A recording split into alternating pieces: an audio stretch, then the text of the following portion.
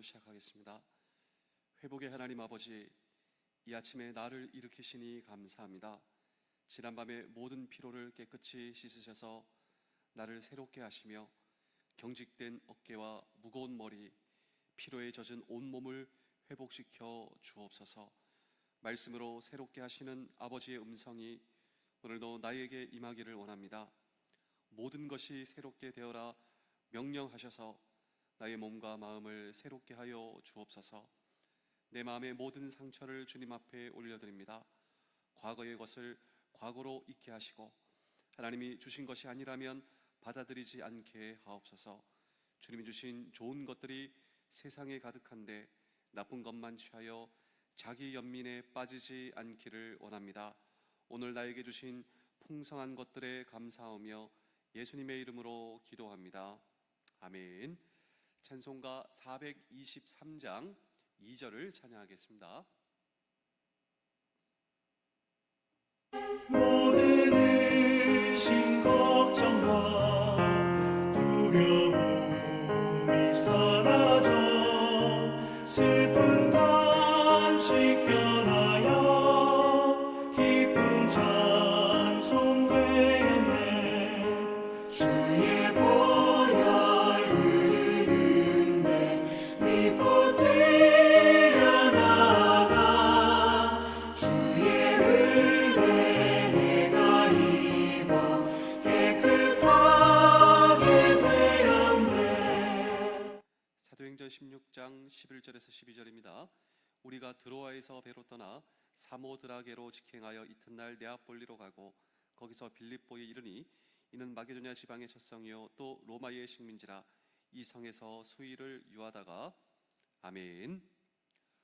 오늘 성경 본문에는 좋은 교회, 또 제가 성경에 나오는 너무너무 좋아하는 교회 빌립보 교회가 나옵니다.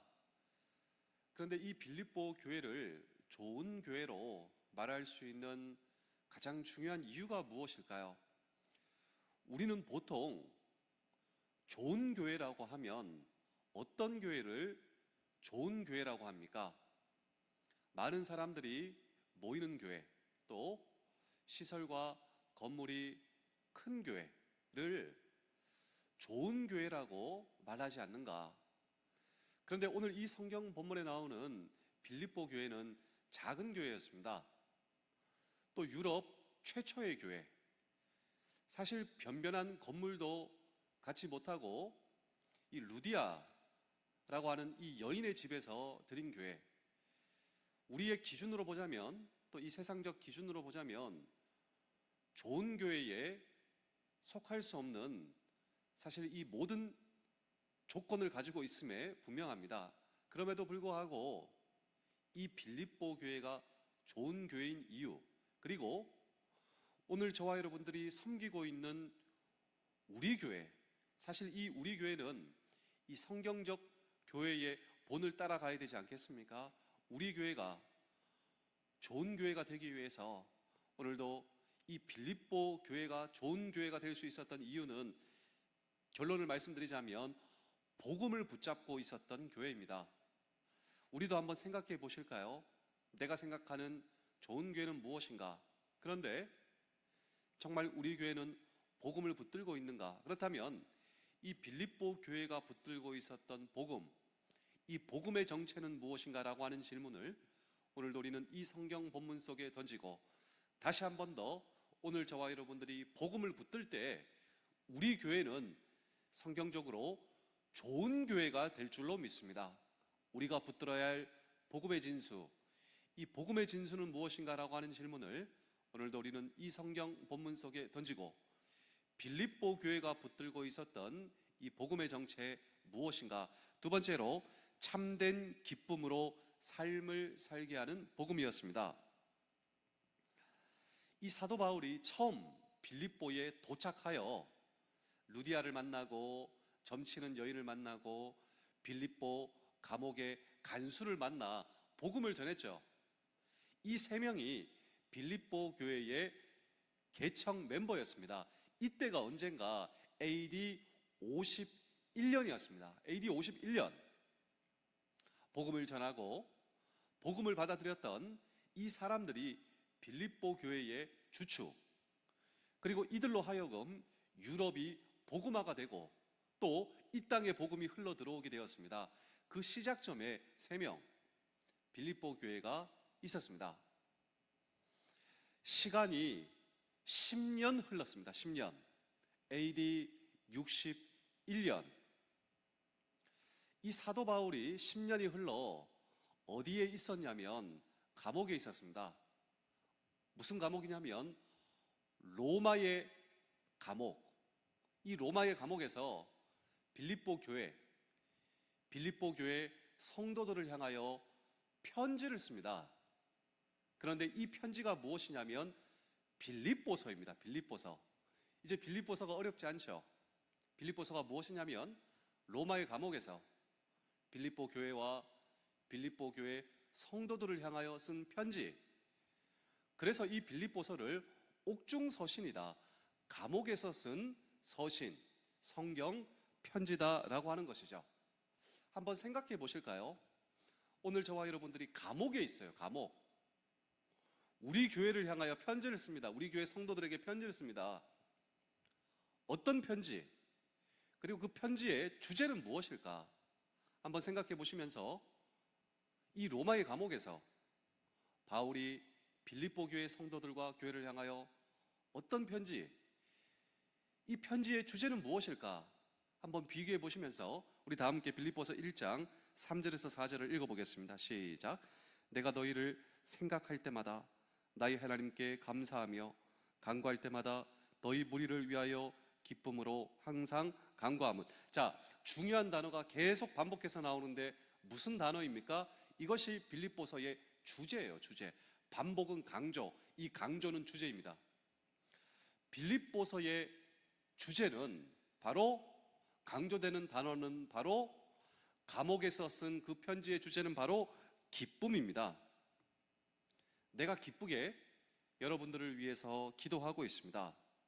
이런 질문이 나올 수 있겠죠. 감옥에서 뭐가 그렇게 좋은가? 감옥에서 뭐가 그렇게 기쁜 것인가?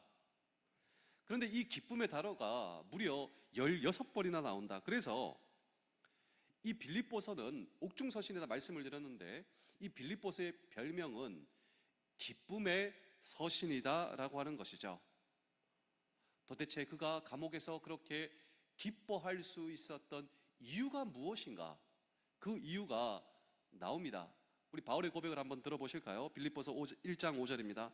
너희가 첫날부터 이제까지 복음을 위한 일에 참여하고 있기 때문이다. 자, 여러분들이 복음을 받아들인 후 복음 안에서 살고 있기 때문입니다. 그리고 그 복음에 헌신하는 여러분들, 그런 여러분들을 생각하면 나는 너무너무 기쁩니다. 그런데 단순하게 이것은 그냥 기쁨이 아니라 이것입니다. 복음의 가치를 알고 복음 안에 머물며 살며 복음을 전하는 일에 헌신하는 이 놀라운 사실, 이것이 바로 바울의 기쁨의 이유였다라고 하는 것입니다.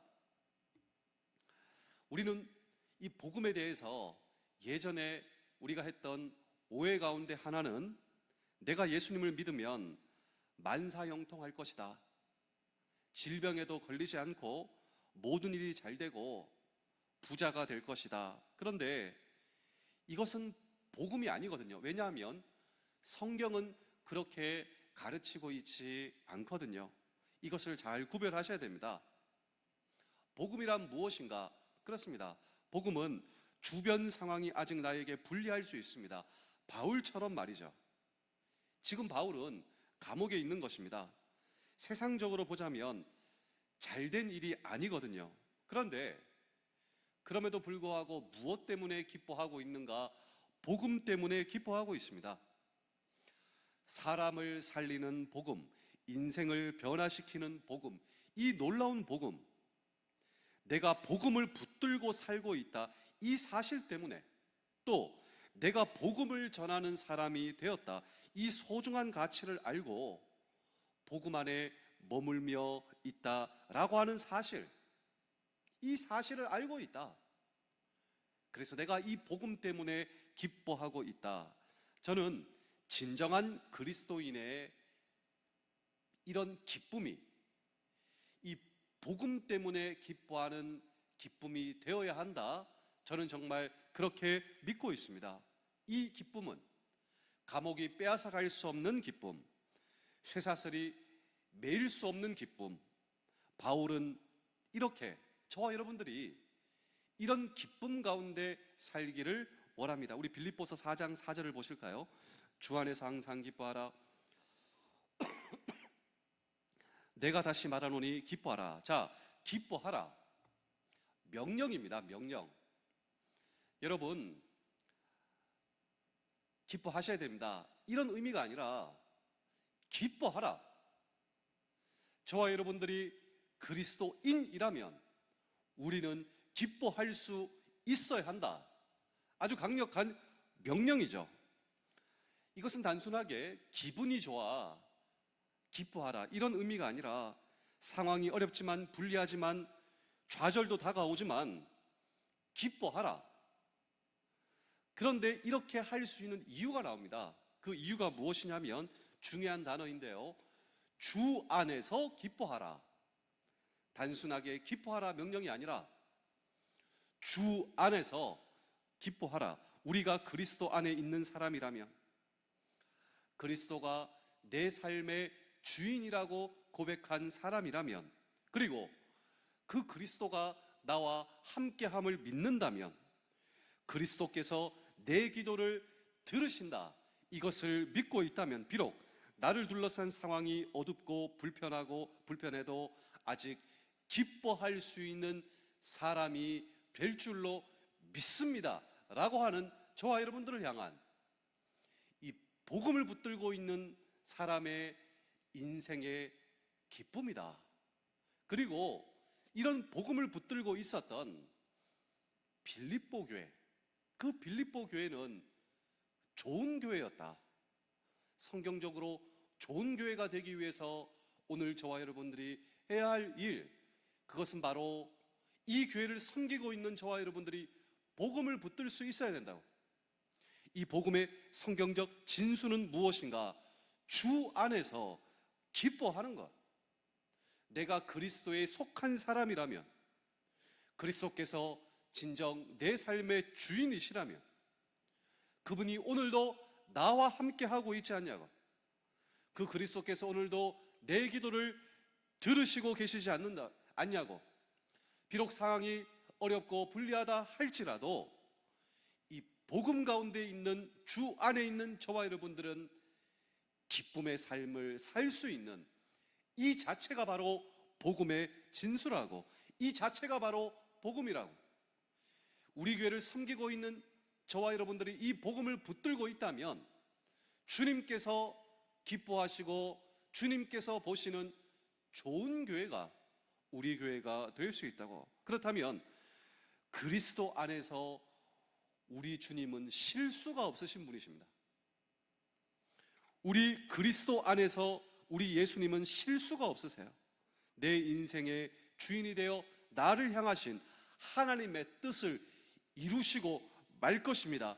바울이 그것을 믿고 그것을 고백하는 것입니다. 우리 마지막으로 빌립보서 1장 6절입니다. 너희 안에서 착한 일을 시작하신 이가 그리스도 예수의 날까지 이르실 줄을 우리는 확신하노라. 자, 그리스도 안에서 우리 주님은 실수가 없으시다.